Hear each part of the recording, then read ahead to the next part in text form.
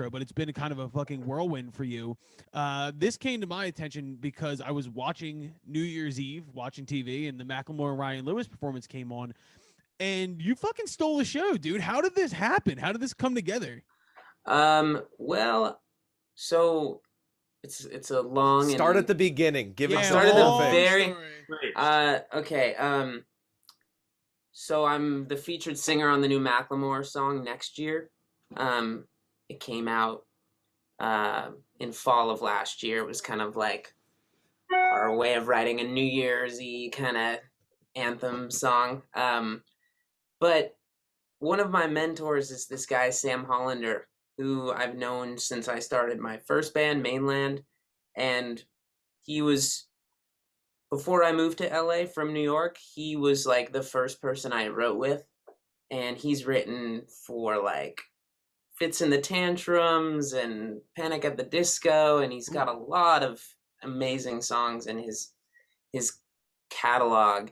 So we hit it off immediately, and we've been friends for like a long time. And sometimes he'll hit me up for different things like, hey, can you sing this thing? Hey, can you help with this thing? So he had Next Year, and he asked me to sing it for him. And this was like February of last year. Wow. That he had sent me this hook that he wrote. And so he sent me like 15 hooks to sing. And I never know where they go. But that one was really fun from the jump. I was like, someone's gonna record this thing. And then I got a call from Sam in fall of last year, and he's like, dude, I have big news. And I was like, oh, that's the worst. And I was like, thing ever. I was like, oh great, one of the hooks got cut by like Shakira or something, or Pink, or whoever you're writing for at the moment, you know. And so then I was like kind of like bummed out that day. I like had a session with an artist, and I don't know, I just been like going through the motions of, you know, when you wake up and you write every day. Oh yeah. Kenny, you get it. Like you wake up and you write every day and you do the thing every day. And I guess I had just been on like a run of doing that for like 5 days in a row. So I was really burnt out, and I was like, what is this good news gonna be? And Sam was like, oh, I sent the hook to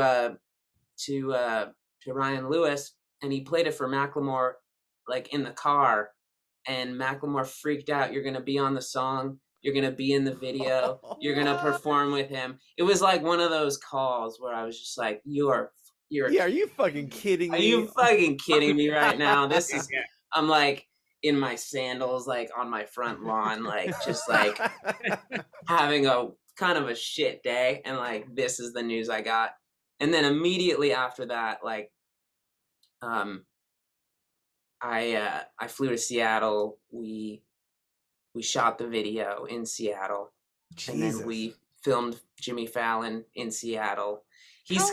How long was the space there? Like, was that just since you got told to flying? It was immediately. It was like, oh my God, like a week or two later. You can't even grasp what's happening. Yeah, I was just like, okay, we're just hanging out with Macklemore now. Macklemore is just like, he's just the homie now. And honestly, it's so cool because him and Ryan Lewis have been independent for ever. Like they haven't signed, like they have people helping distribute the music, you know, but their thing is they kind of love to bring in like unknown singers and up and coming artists to be on their records, because they're independent still. They keep most of what they earn off this.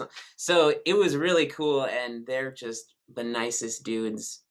And I got to be in the video, and they work with this guy Jason Koenig, who's like he does like Ed Sheeran videos, and he did the Thrift Shop video and all the all the famous Macklemore Ryan Lewis videos. So they brought all their old crew together for that video.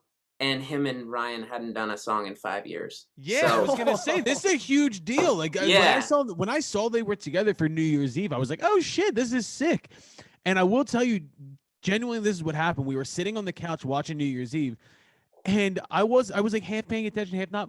I just heard my wife go, "Oh my god, he's so good," and she was talking about you, and I was like, "Oh shit, this is dope." I think I texted the group, and I was like, "Yo, this is fucking dope." And Kenny's like, "Yo, I know that guy."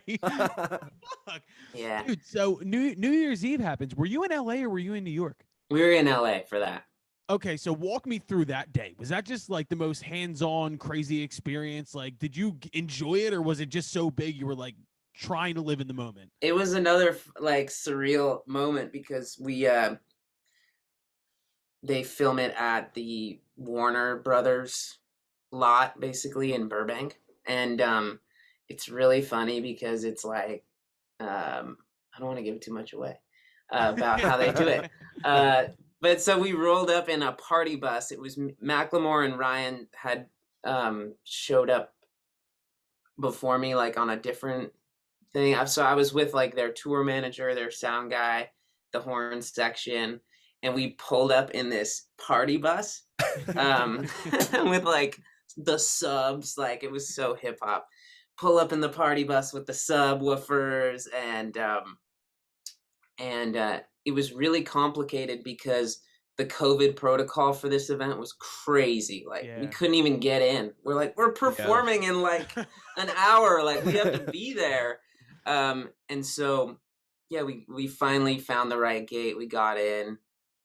Mac and Ryan were in their trailer, and then we actually had Ryan Lewis's trailer.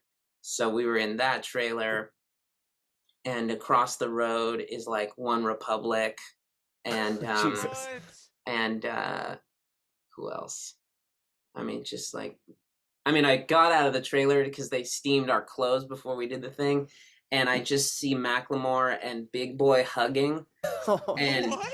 And I was like, this is weird, man. This is like you're in, man. This is weird. I wanted to be like, Big Boy. Yeah. But I just couldn't interrupt their moment. They were having a moment, you know. But it was really fun. Man, we did it. We we performed it and felt good because we had just done the Jimmy Fallon thing not that long ago. So we were warmed up and yeah. Dude, it was outstanding. And my big question off of that is how many people texted you the night of to be like, dude, what the fuck? Like my grandma in Florida watched it. She was like, oh my God, I'm so proud of you. Like, it's like one of those things. But it was super fun. And it's just helped a lot because a few weeks before I put out a new song called Memory, and it's just helped it to have like a cosign. And I'm an independent artist again, so it's just helped the whole thing. How's that response been like? Just like, I'm sure everybody in the music world or any artist is like, shit. When I get a look from somebody like Macklemore, like, what happens after that? Like, are you getting DMs left and right? Are you getting opportunities, show opportunities? Like, what's happening? Honestly, a lot of people watch the New Year's thing. I gained like 1,000 followers that night. Just just off people watching that, people being like, you gotta come play New Jersey, messages like that, but yeah, the response has been good. It just makes it easier for people that like the music and were aware of what I was doing beforehand. Just go, I told you so. Yeah. It's just kind of like green lights everything. Now things are a little easier.